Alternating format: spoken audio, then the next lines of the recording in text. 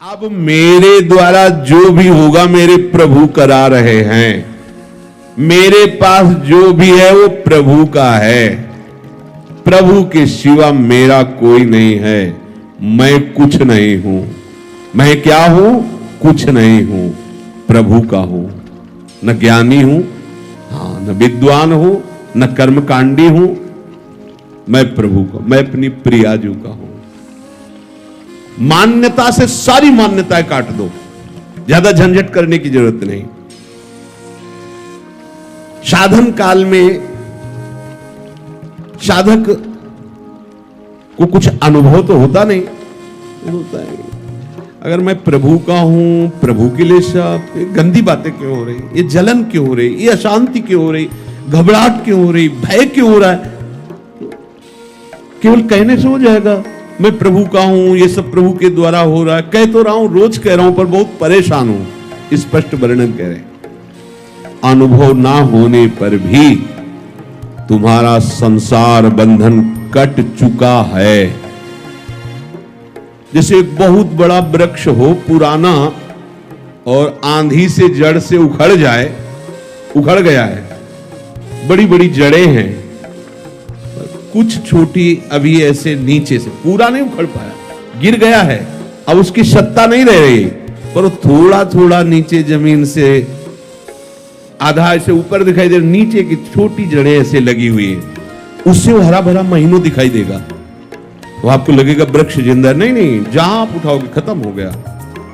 ऐसे ही हम कह तो रहे कि प्रभु का सब कुछ है, प्रभु ही सब करते हैं, कुछ जड़ें थोड़ी थोड़ी लगी हुई है। जैसे आप ये ग्रंथ किसी को दे दें, वो पढ़ रहा है, तो आपको देखते हैं, मैंने इसे दिया था ये ग्रंथ, मैंने दिया। हम तुमको इसे जमीन में रखने को नहीं दिया, संभाल के केवल पढ़ो, दूसरे को नहीं दे सकते। मैंने दे दिया है, पर अधिकार मेरा है। यही बेकूफी हमारे को क्लेश दे रही, अशांति दे रही है। प्रियाजू का अधिकार नहीं, इसमें अधिकार मेरा है, समझ लीजिए आप अपने। घर प्रियाजू का, संपत्ति प्रियाजू की, मैं प्रियाजू का, सब कुछ प्रियाजू का, पर अधिकार मेरा। अगर प्रियाजू ने ये वस्तु ऐसे इधर से इधर कर दी, तो आपके भजन का, आपके समर्पण का यही फल। मैं चाहता था ये यहां रखी जाए, यही रखी जाए, यही रखी जाए, तो आप क्या कर रहे हो? प्रियाजू को अपनी सेवा में ले रहे हो या आप प्रियाजू की सेवा में जा रहे हो? अभी आप अपना ही तो अधिकार जमा रहे हो। देख लो, ऐसा ही समर्पण है, ऐसा ही समर्पण है। गुरुजी न कोई माता न पिता, आप जरा सी कोई बात, वो आप हमारी अनुकूलता के लिए आप थे, प्रतिकूलता के लिए आप नहीं थे। हमने आपको समर्पण इसलिए समर्पण किया, प्रतिकूलता कैसे दे दी? यही हमारी शिकायत प्रियाजू से। क्या समर्पण है? हमें रोग हो गया, हमें कष्ट हो रहा है, हमारा अपमान हो रहा है, हमारी निंदा हो रही है, ऐसा हो वैसा। अब तुम्हारा क्या बचा भाई? वो छोटी छोटी जो जड़ें हैं उनको भी उखाड़ दो। यद्यपि शरणागति से, इस भावना से, मेरा कुछ नहीं, मैं कुछ नहीं कर रहा, प्रियाजू सब करवा रहे, जैसे जो भी वास्तविक नहीं कर रहे आप। ना आप सत कर रहे हो, ना आप असत कर रहे हो, ना अच्छे कर्म कर रहे हो, ना बुरे कर्म कर रहे हो। समझना हमारी बात। आपने अच्छे बुरे कर्मों के आरोप को अपने में मान लिया है, उसी का आपको दंड मिल रहा है। और जिस दिन आप इस कर्ता भाव को श्री जी के चरणों में समर्पित कर देंगे, तो बुरे कर्म होंगे ही नहीं। इसकी पहचान है। जैसे लोग कहते प्रभु की सत्ता के बिना पत्ता नहीं हिलता, तो हमसे जो कुकर्म आचरण हो रहे हैं प्रभु ही करवा रहे हैं। हाँ, उन प्रभु को तुम जान नहीं पा रहे हो कौन करवा रहे हैं। उन प्रभु का हम परिचय बताते हैं, उनका नाम है अहंकार। जिन प्रभु को तुम आरोपित कर रहे हो कि वो कुकर्म आचरण करवा रहे हैं, हाँ ठीक है, उनकी बिना सत्ता के पत्ता नहीं हिलता। तो ये जो सत्ता आपने स्वीकार कर रखी, वो श्री कृष्ण की नहीं, वो अहंकार की स्वीकार कर रखी है। मैं ये करता, मैं। आप हटा दो इसको। बुरे कर्म स्वाभाविक उससे नहीं होंगे, स्वाभाविक संकल्प नहीं हो, क्योंकि करता ही नहीं रहा तो होगा कैसे? अब भागवतिक अपने आप होंगे, बिना संकल्प के होंगे और ऐसे महान होंगे कि आपका मंगल, जगत का मंगल स्वाभाविक होगा। जैसे वृक्ष कुछ नहीं करता, लेकिन उसके द्वारा जगत मंगल स्वाभाविक होता रहता है। आने वाले को छाया, फल, फूल, पत्ते, लकड़ी जो चाहे ले ले, उसके द्वारा किसी का अहित नहीं होता। नदियां किसी का अहित नहीं कर रही।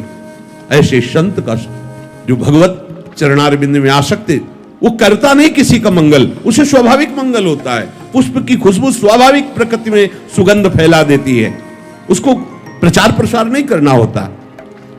ये अहंकार, ये करना है, ये नहीं करना है, ये दोनों क्रियाएं ही हैं।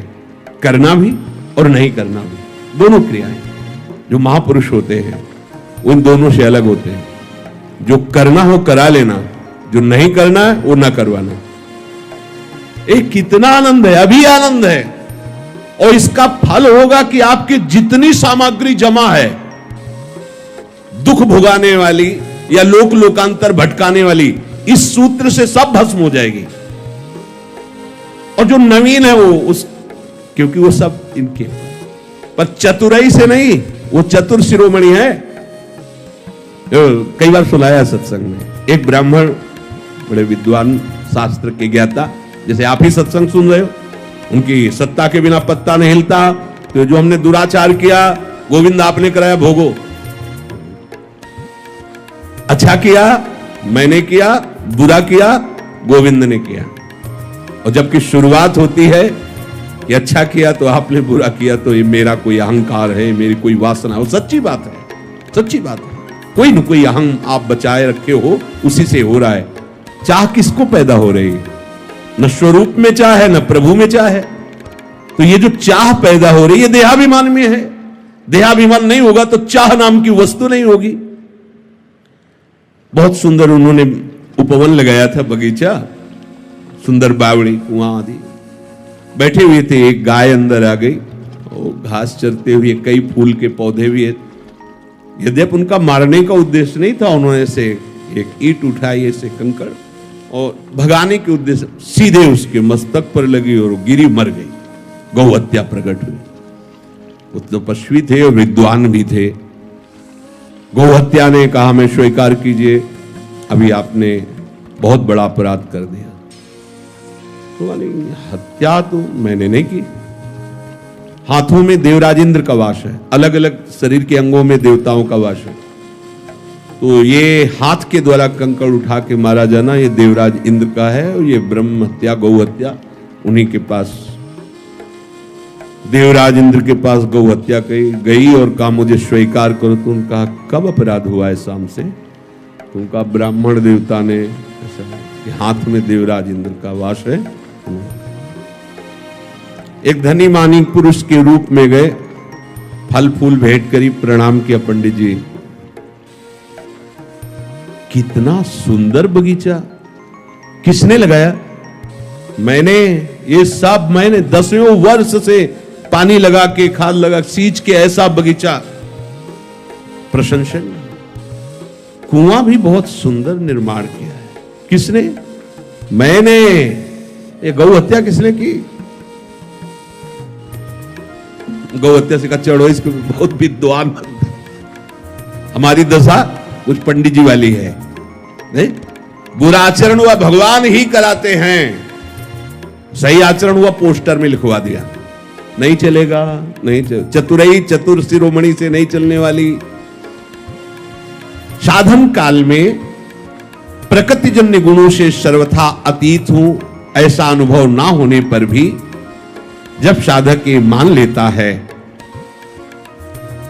मैं प्रभु का हूं, अब मेरा सारा भार प्रभु के ऊपर है, प्रभु मुझे जैसे चलाना चाहे वैसे चलावे।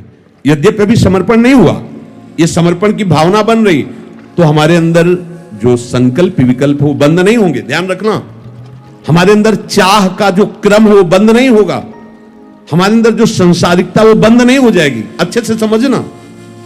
पर सही बात आगे लिखा है, सही बात यह है कि यह मान्यता तुम्हें मुक्त करके ही छोड़ेगी। देखो, डरना नहीं है। ये जो प्रवाह चल रहा है, जैसे कई किलोमीटर से धारा आ रही हो और पीछे पानी रोक दिया गया हो तो वहां रोकते ही पानी यहां थोड़ी बंद हो जाएगा, थोड़ा समय लगेगा, वो पानी निकलते निकलते फिर खत्म हो जाएगा। ऐसे ही सृष्टि चक्र में कामना वासना का प्रवाह चल रहा है। अब इसको हमने सही मान्यता के द्वारा रोक दिया, प्रवाह को। मैं नहीं करता हूं, ये शरीर, ये मन बुद्धि बहुत सूक्ष्मता से देखो, सब प्रभु के हाथ में है, तुम्हारे हाथ में नहीं। सब कोई चाहता है ऐसा सुंदर रूप हो कि सामने वाला देख के मोहित हो जाए, पर ऐसे क्यों हो? क्योंकि तुम्हारी चाह के अनुसार थोड़ी सब हो जाएगा। सब चाहते हैं कि सर्वांग सुंदर, स्वस्थ, अजर, अमर, सब भोग हमें ही मिल जाए, सबका स्वामी मैं बनूं, ऐसा तुम्हारी चाह से थोड़ी हो रहा है। देख लो, जब तुम्हारी चाह से कुछ हो ले रहा है तो चाह क्यों करके फंस रहे हो? ऐसे हो जाओ। और अज्ञान के कारण पूरा संसार इसी में लगा हुआ है, पूरा संसार वह भटके जा रहा है, दौड़े जा रहा है। अब आपने उस प्रवाह को रोका, बिल्कुल सच्ची से समझ लेना। अगर ये बात हृदय में बैठा लोगे तो आज ही मान लो कि अब तुम्हारा फाइनल ठीक हो गया।